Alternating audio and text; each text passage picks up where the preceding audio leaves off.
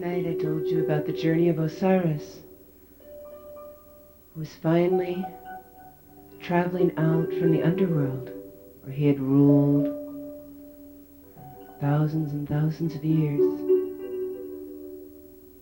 And last night he was traveling through this narrow canyon with these sheer rock walls that rose up.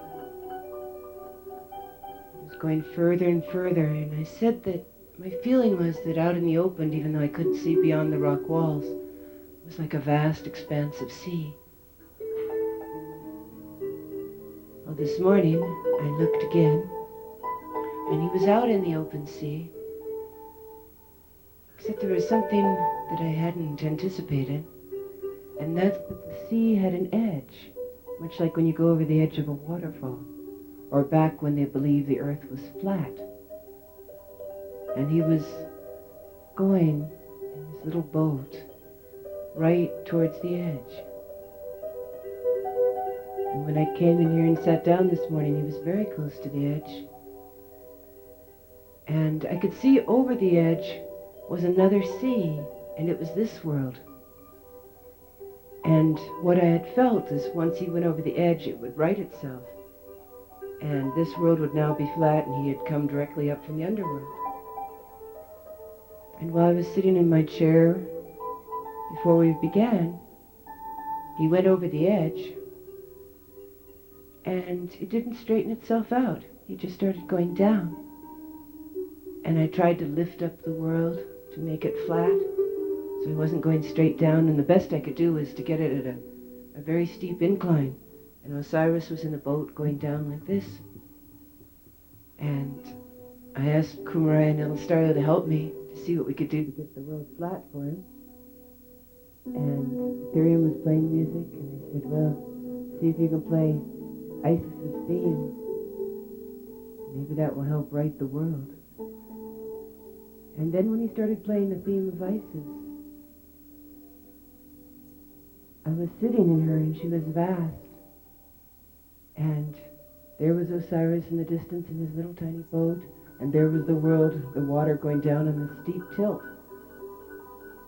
And I couldn't pull it up, and I couldn't lift it. And I didn't know what to do, and I was so huge. But then all the pure love came out of my heart. The thought of him returning to the world, to the new world, and all my love for him. And it was just like all out of my one heart came these just ripples of liquid, like clear, transparent liquid. And it formed a new surface. Just came out of, because I was so huge, and it went right over to where his boat was, traveling down the incline, and it made a flat surface for his boat to travel on. And then I realized the old slant was the old world of man, or the world of duality, and he couldn't go on that anymore.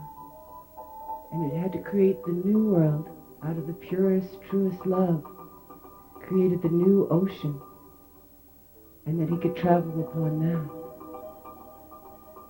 And then it bothered me a little bit because I was so vastly huge, and here was my beloved coming on this little tiny boat, and I thought it would be sort of nice if we were the same size,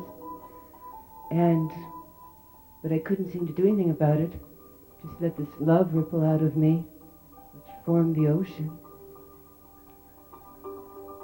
And he sailed ever closer, or didn't sail, he just came, and went right inside my heart. Sort of a strange feeling, having this little canoe go in your heart with Osiris. And then I realized I better turn myself inside out or something to get in there, see what was going on. So I did that. And there we were, and we were the same size. We were standing before each other.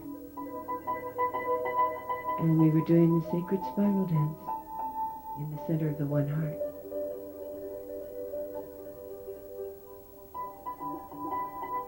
And this isn't just an experience that I had personally, me, because I don't think any of our experiences are just personal experiences that we have. I feel this is a very strong indication that now it's time for us to come together full beingness, in full equality, in full mastery, in total surrender, in the one heart.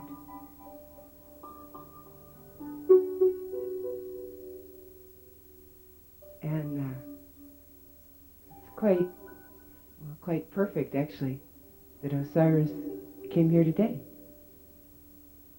That was something that was not planned or thought of or anything. It just happened.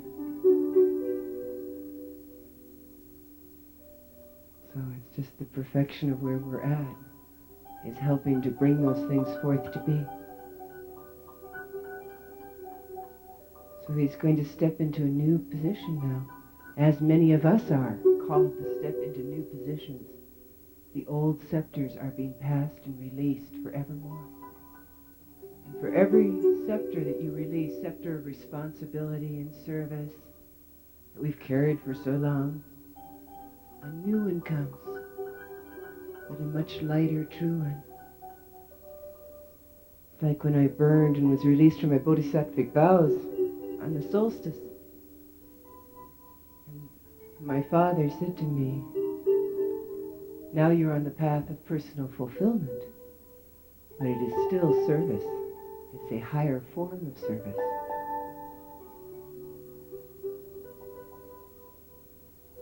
So still we serve as each scepter that is passed. Each one is lighter, each one is freer, but each one is still of greater beingness. We move from doing into being. And the second wavers move from experiencing into doing. Scepters get passed. Spiral turns for one of us. It's a turn for Osiris on his journey here. It turns for all of us. It's happened within all of us.